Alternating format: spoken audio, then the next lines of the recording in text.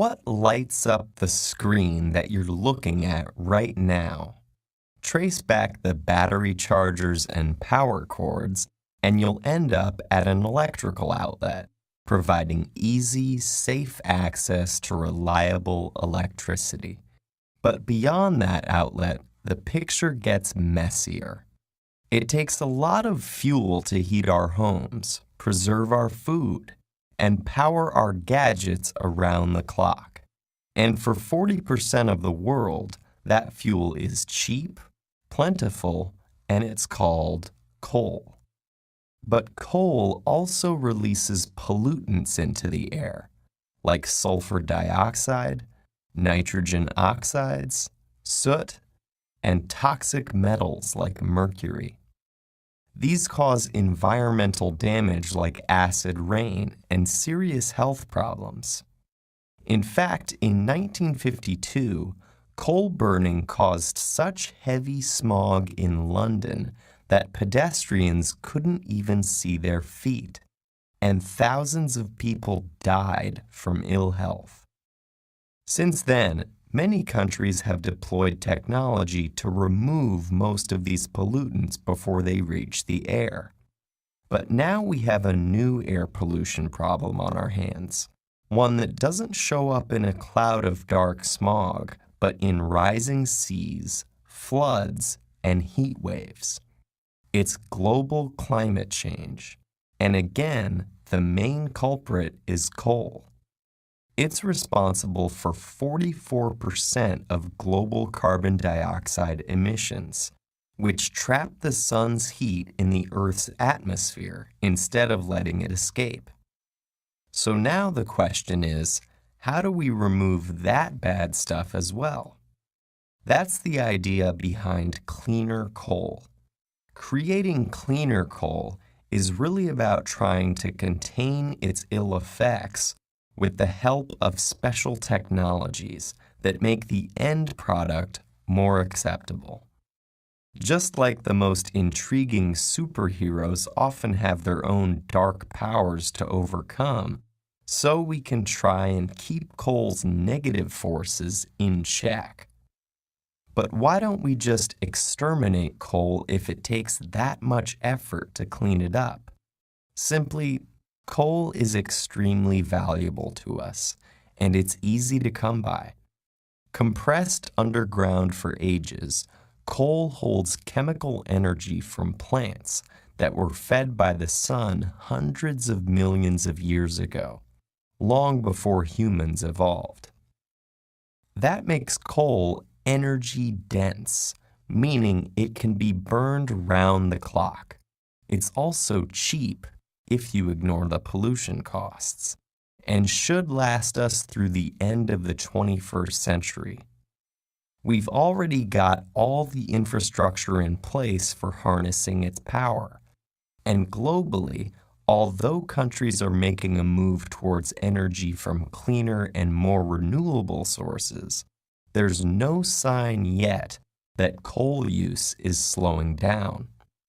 In fact, as of 2012, over 1,000 new coal plants have been proposed, mostly in China and India.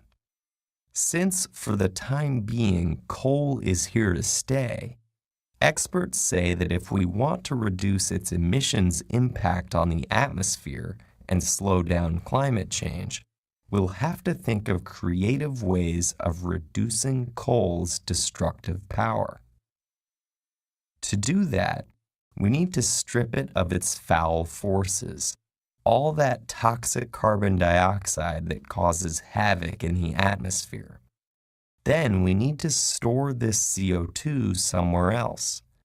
This mission is called Carbon Capture and Sequestration, or CCS.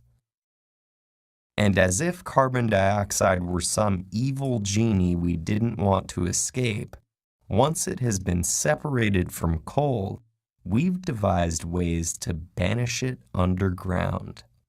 We can do this by injecting it deep into the earth or by placing it deep under the ocean's surface.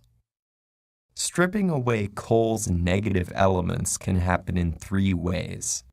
First, and most commonly, as coal burns, the exhaust gas can be mixed with a compound called monoethanolamine. Like a forceful, power-stripping magnet, this compound bonds to the CO2, yanking it out of the gas stream so it can be stored separately underground. Another method is to relieve coal of its CO2 before it even has a chance to be released as exhaust. In this process, steam and oxygen swoop in to the rescue to convert coal into a special product called syngas, made up of carbon monoxide and hydrogen and some CO2. Zap that with some water vapor, and the carbon monoxide gets converted into carbon dioxide, which can be isolated. The leftover hydrogen gas is then used as energy to generate electricity, so there's an added bonus. A third technique exposes coal to pure oxygen instead of burning it in air. This creates exhaust gas with higher concentrations of carbon dioxide, which makes it easy to isolate and to banish to the chasms below. All this can reduce emissions at a power plant by up to 90%. But as with any superhero struggling with their destructive powers, it takes a lot of effort to switch over from the dark side.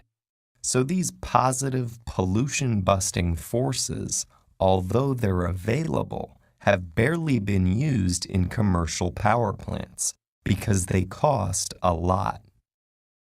But ultimately, the bigger problem is that in most parts of the world, it's still too easy and much cheaper to keep emitting carbon dioxide. And that makes it tempting to completely ignore coal's dark side. In this case, the most powerful force for good is regulation. The rules that can restrict the amount of carbon dioxide emitted from power plants and make energy companies around the world wary of what they put into the air. Until then, every time you turn on a screen or flick a light switch, coal is lurking in the background, carrying its dark powers with it wherever it goes.